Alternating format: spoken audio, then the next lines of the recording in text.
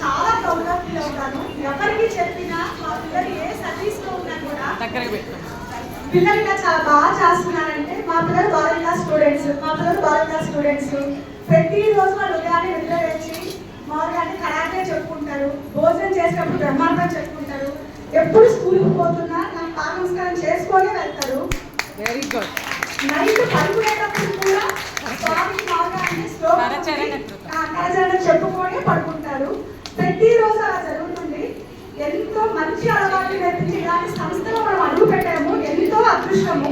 మనకి ఎన్ని వేలు పెట్టా కూడా ఇలా చెప్పేవాళ్ళు మనకి దొరకరనమాట. అది ఒక మన స్వామి సంస్థలోనే జరుగుతుంది. మేము ఎంతో అదృష్టంగా భావిస్తున్నాము సార్.